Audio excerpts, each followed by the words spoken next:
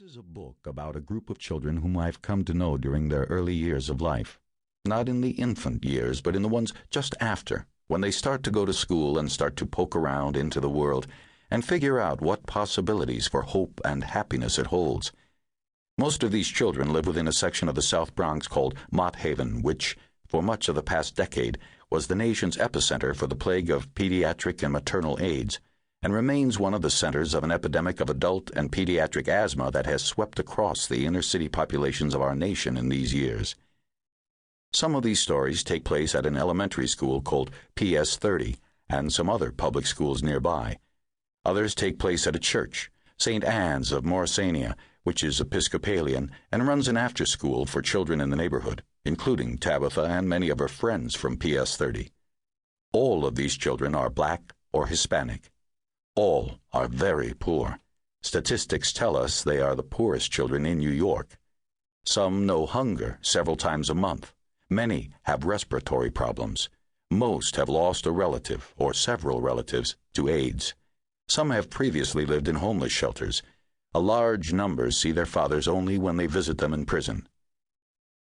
It is honest to observe, as well, that the community in which they live is one of the most deeply segregated concentrations of black and Hispanic people in our nation, with less than 0.2% of school enrollment in Mott Haven represented by Caucasian children, and that racial isolation here, as elsewhere in our nation, is accompanied by inequalities in education and high rates of joblessness.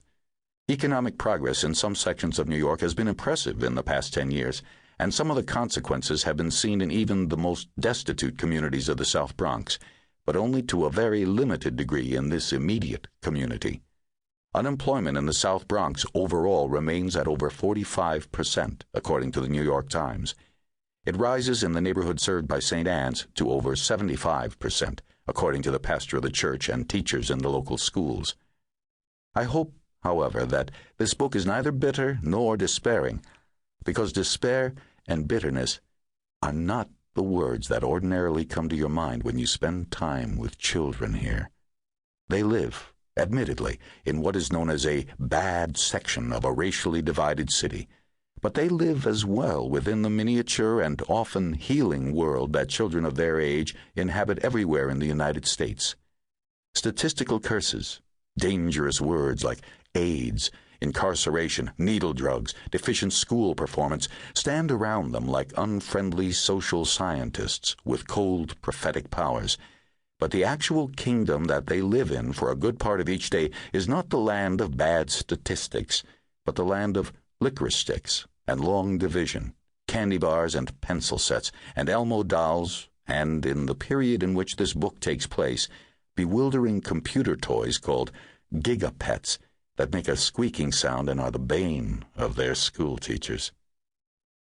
Their minor adversaries in the course of any average day are frequently mechanical or school-related. Problematic pencil sharpeners, for instance, that devour pencils but don't sharpen them. Intimidating spelling tests, an overused and gummy pink eraser that does not erase the pencil marks but leaves a big unsightly smudge. An irritable teacher, a stubbornly resistant half-pint milk container that will not cooperate with children's fingers and refuses to become unstuck. They wave at you covertly when you're visiting their school and walk into their classroom. They write each other notes you're not supposed to see. They miss their fathers. They get sick. Things frighten them. They cry, and when you kneel to comfort them, they tell you, "It's my birthday in 2 weeks." They love their mothers. They pray for their grandmothers. They talk to animals. They make up stories. If you have a dog, they want to know its name. I've known this group of children for a long time and have written of their neighborhood and other South Bronx neighborhoods before, first in a book on urban schools called Savage Inequalities, then in a book about the medical and social problems of the South Bronx called Amazing Grace. Both were painful books to write and, readers say, painful to read.